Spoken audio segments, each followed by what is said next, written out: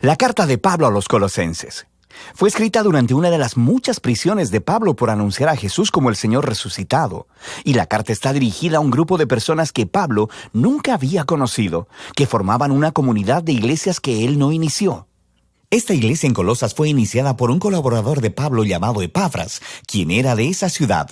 Epafras había visitado a Pablo en prisión recientemente y le informó acerca de lo bien que estaban los colosenses en general, pero también le mencionó algunas de las presiones culturales que los tentaban a darle la espalda a Jesús. Así que Pablo escribió esta carta para animar a los colosenses a que aborden los asuntos que Epafras expuso y para retarlos a una mayor devoción a Jesús. El diseño de la carta y su flujo de pensamiento son muy fáciles de seguir. El movimiento inicial se enfoca en Jesús como el Mesías exaltado. Luego, Pablo continúa mostrando cómo su sufrimiento en la prisión es en dedicación a Jesús exaltado. Y después, aborda las presiones que están tentando a los colosenses para darle la espalda a Jesús. Después de esto, él explora la nueva manera de vivir que la resurrección de Jesús ha abierto para ellos. Así que la carta abre con 2 oraciones. Pablo primero agradece a Dios porque Epafras le comunicó que los colosenses han sido completamente fieles a Jesús, mostrando su amor por Dios y por su prójimo. Todo por la esperanza que tienen en la nueva creación que Jesús tiene preparada para ellos. Y continúa orando para que ellos crezcan en sabiduría y entendimiento acerca de Jesús. Y luego Pablo colocó un poema aquí para ayudar a los colosenses y a nosotros a hacer exactamente eso. Este es el centro del capítulo 1, un poema que se trata sobre el Mesías crucificado y exaltado. Tiene 2 versos paralelos y está lleno del lenguaje y las figuras de los libros de Génesis, Éxodo, Salmos y Proverbios. El primer verso explora cómo Jesús es la verdadera imagen de Dios. En él, todo el carácter y el propósito de Dios están encarnados en un ser humano. Él es el primogénito, una frase del Antiguo Testamento que expresa la estatura real de Jesús sobre toda la creación.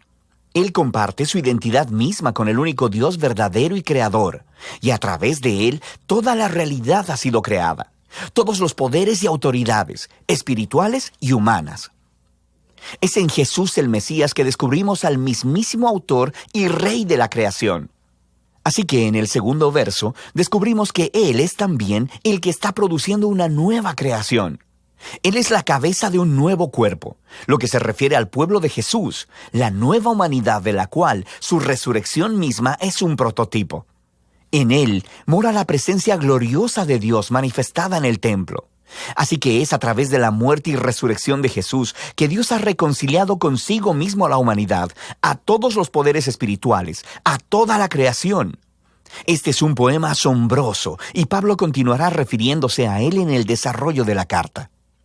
Así que primero nos muestra cómo la verdad de este poema transforma su propia experiencia de sufrir en prisión. Él está siendo castigado por anunciar al mundo griego y romano que Jesús es el Señor y el Rey resucitado. Así que su sufrimiento, piensa él, no es una señal de derrota. En realidad es su manera de participar en el mismísimo sufrimiento de Jesús, realizado como un acto de amor. Y así, sus dificultades en realidad son una causa de gozo. Él está en prisión por las sorprendentes noticias de que el Mesías resucitado de Israel está creando una nueva familia multiétnica. Y aún más, así como la gloria divina mora en Jesús, Jesús mora en y a través de su familia internacional, o como dice Pablo, el Mesías en ustedes, la esperanza de gloria. Luego Pablo aborda las presiones culturales que están tentando a los colosenses a darle la espalda a Jesús. Ellos estaban siendo confrontados por una combinación de politeísmo místico, junto con una presión por guardar las leyes de la Torá. Todos estos nuevos cristianos habían crecido adorando a los varios dioses griegos y romanos que gobernaban las diferentes arenas de la vida humana, y muchos de ellos simplemente concluyeron que Jesús era una deidad más a la que podían adorar. También existía una gran presión por parte de la comunidad judeocristiana para que estos no judíos completaran su compromiso con el Mesías, obedeciendo todas las leyes que se encontraban en la Torá. Específicamente, él menciona comer una dieta kosher, guardar los días sagrados y la circuncisión. Es un problema muy similar al que trató en la carta a los Gálatas. Para Pablo, ceder ante cualquiera de esas dos tentaciones es transigencia. Es fallar en entender quién Jesús realmente es y lo que Él hizo a su favor. Los colosenses solían vivir con miedo de los poderes espirituales y espíritus elementales, como Pablo los llama. Pero Jesús venció sobre estos con su muerte y resurrección. Él liberó a los colosenses de cualquier obligación hacia ellos, de la misma manera en que Jesús cumplió a nuestro favor todas las leyes de la Torá, las cuales, de todos modos, nunca tuvieron el poder de transformar el corazón humano egoísta. Y entonces, en función de lo que Jesús hizo en su vida, muerte y resurrección, no les falta nada. No necesita ser complementado con obediencia a las leyes. De cualquier forma, Él es la realidad a la que todas las leyes de la Torá apuntaban. En lugar de las leyes, los seguidores de Jesús tienen el poder de ser transformados por su resurrección, y eso es lo que Pablo continúa explorando. Seguir a Jesús significa unirse a su nueva humanidad, porque ahora sus vidas han sido unidas a la vida resucitada de Jesús. Y esta es la razón por la que Pablo reta a los colosenses a poner sus mentes en las cosas de arriba, donde está sentado el Mesías a la diestra de Dios. Ahora, Pablo aquí no quiere decir piensen sobre cómo algún día van a dejar la tierra e ir al cielo. Más bien, los cielos son el lugar trascendente desde donde Jesús gobierna ahora sobre toda la creación, y desde allí Él regresará un día para transformar todas las cosas. O, como dice Pablo, cuando el Mesías, que es vuestra vida, sea revelado, ustedes también serán revelados con Él en gloria. De manera que Pablo los reta a vivir en el presente como la nueva clase de humanos en los que un día se convertirán. Él usa la imagen de la vieja humanidad de ellos, caracterizada por una sexualidad distorsionada y una manera destructiva de hablar.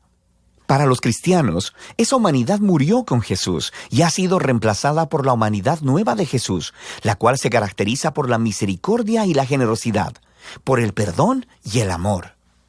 Y esta humanidad trasciende las fronteras étnicas y sociales de nuestro mundo para crear, en las palabras de Pablo, un pueblo donde no hay griego ni judío, circunciso o incircunciso, esclavo o libre, sino que el Mesías es todo y en todos. Luego Pablo se pone muy práctico y le muestra a los colosenses cómo esta nueva humanidad podría lucir en el hogar romano del primer siglo, el cual era una institución realmente autoritaria, donde el patriarca tenía el poder sobre la vida y la muerte de su esposa, hijos y esclavos. Pero así no debía ser en el hogar cristiano. Aquí, el Jesús resucitado es el verdadero Señor.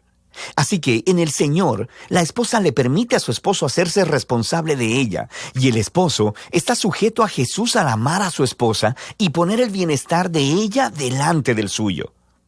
En un hogar donde Jesús es Señor, los niños no son objetos, sino que son guiados a la madurez y al respeto, y los padres deben criar a los niños con paciencia y entendimiento. Los cristianos que son esclavos deben honrar a sus amos humanos, precisamente porque ellos no son el verdadero amo, sino Jesús. Y los cristianos que tienen esclavos deben entender que este esclavo no es su propiedad, sino más bien un compañero del cuerpo de Cristo que debe ser honrado y recibido en amor. Y aquí Pablo está caminando en una línea muy delgada.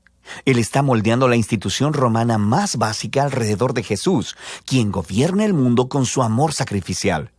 Así que, aunque Pablo no abolió la estructura del hogar como tal, el Mesías exaltado demanda que ella sea transformada hasta el punto de ser casi irreconocible para cualquier romano que viva en Colosas. Puedes ver esto más claramente en la conclusión de la carta. Después de una petición de oración, Pablo aplica estas instrucciones sobre los amos y esclavos cristianos, y descubrimos que Tíquico es el que llevará y leerá esta carta a los colosenses. Y él está acompañado de un tal Onésimo, quien era un ex esclavo de un cristiano colosense llamado Filemón. Y descubrimos de otra carta dirigida a Filemón que Onésimo había escapado de su amo. Este era un crimen digno de prisión. Pero Pablo pide a toda la iglesia que reciba a Onésimo como un hermano fiel y amado en el Señor.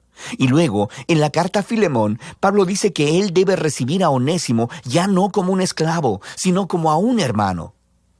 Eso sí que es terminar una carta con un impactante golpe. Así que, en la carta a los colosenses, Pablo nos está invitando a ver que ninguna parte de la existencia humana está fuera del alcance del gobierno amoroso y liberador del Jesús resucitado. Nuestro sufrimiento, nuestra tentación a ceder, nuestro carácter moral, la dinámica del poder en nuestros hogares, todo debe ser reexaminado y transformado. Somos invitados a vivir en el presente como si la nueva creación hubiera llegado cuando Jesús se levantó de los muertos. Y de eso se trata la carta a los Colosenses.